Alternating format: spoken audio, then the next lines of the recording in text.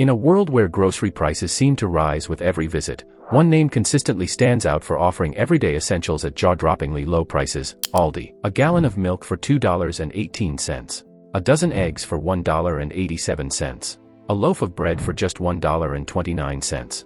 These aren't promotional prices or limited-time offers. This is Aldi's everyday model. But how does Aldi manage to keep its prices so low without compromising its bottom line? Let's dive into the economics behind one of the fastest-growing grocery chains in the United States. This is the story of Aldi, a company that thrives in simplicity, scales through efficiency, and has quietly built a loyal customer base that keeps coming back. Founded in post-war Germany in 1946 by brothers Karl and Theo Albrecht, Aldi, short for Albrecht Discount, was built on one simple principle: offer great food at low prices. That philosophy has remained intact for nearly 80 years, helping Aldi expand across Europe and eventually into the United States. Today, Aldi is the fastest-growing grocer in the US by store count, adding around 100 new locations every single year. As of now, the company operates over 2,400 stores across the country, and that number keeps climbing.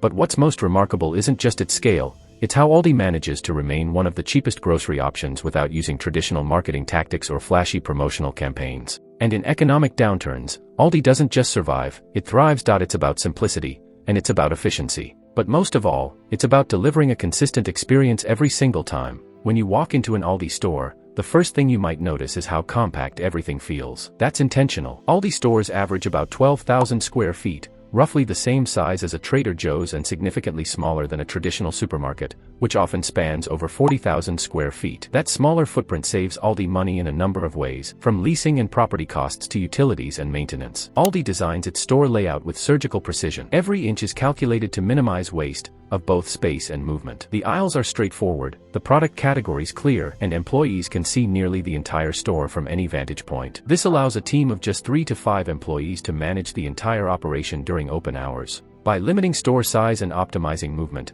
Aldi can serve more customers with fewer resources, passing those savings directly to shoppers. Aldi's business model strips away anything that doesn't add direct value to the customer. That means no deli counter, no fresh bakery, no in-store butcher, no elaborate displays, no loyalty programs, no elaborate signage. Even shopping carts come at a cost, a refundable deposit of 25 cents, which encourages customers to return them. This simple tactic eliminates the need to hire someone to retrieve carts from the parking lot. Instead of shelves being neatly stocked by hand, Aldi leaves products in the same cardboard boxes they arrived in. Not only does this save labor, but it speeds up restocking and reduces waste. Products are clearly visible and easy to grab, function over form. And while most supermarkets offer over 30,000 items, Aldi limits its inventory to around 1,600 products, many of which are duplicates of what you'd find elsewhere, but sold under Aldi's own private labels. One of Aldi's most powerful strategies lies in its private label dominance. Around 90% of its stock is store brand. While that might raise concerns about quality, Aldi has worked hard to change public perception. Instead of buying brand name wheat thins, you might find thin wheat. Instead of Cheerios, there's Honey Nut Oats. The packaging looks familiar, the taste is often indistinguishable, but the price, that's where Aldi wins. Why go private label?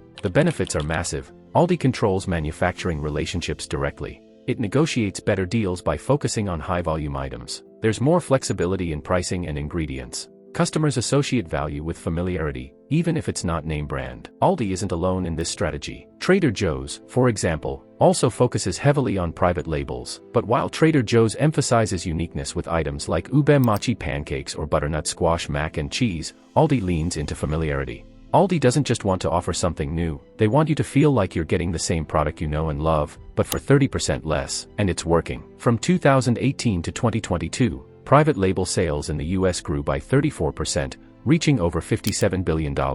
Inflation has only accelerated that trend, pushing more shoppers to consider store-brand alternatives. Aldi's pricing strategy also plays a critical psychological role. In retail, there's a concept known as known value items, everyday products like milk, eggs, or bread whose prices customers tend to remember.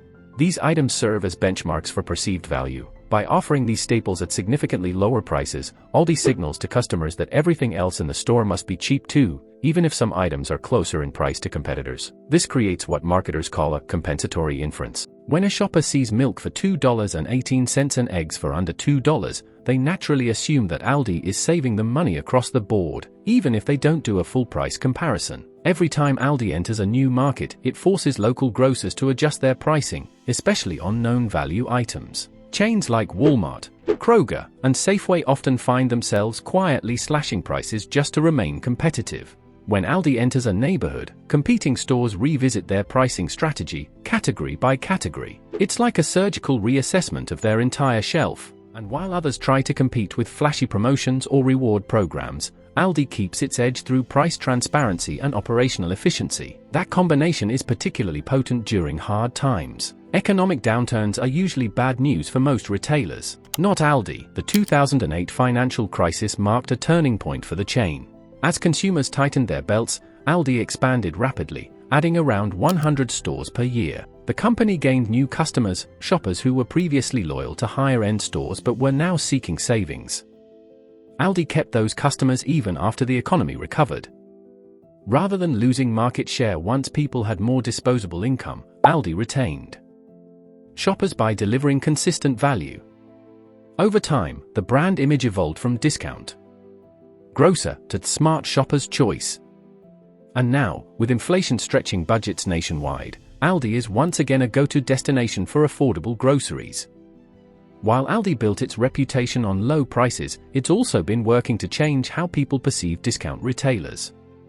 Historically, cheap was associated with poor quality. But Aldi's strategy sends a different. We're not cheap because we cut corners. We're cheap because we cut inefficiency. By aligning its operational choices, like streamlined packaging, limited hours, and minimalist design, with its pricing model, Aldi tells a coherent brand story. Shoppers feel they're paying less not because they're settling for less, but because the company operates smarter. Still, not every customer is fully satisfied. In surveys of around 6,500 people, Aldi scores slightly below average on factors like store cleanliness and product availability. But those scores haven't stopped the brand from topping rankings in one key area. In fact, 96% of respondents rated Aldi as the best in that category, expanding the target audience. In the early days, Aldi targeted budget-conscious shoppers, families trying to stretch a paycheck. But over time, that audience has grown.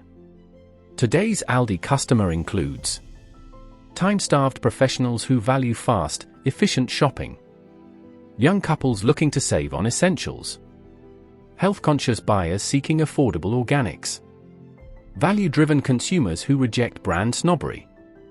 Aldi has responded by expanding its product lines, introducing more gluten-free, organic, and plant-based items.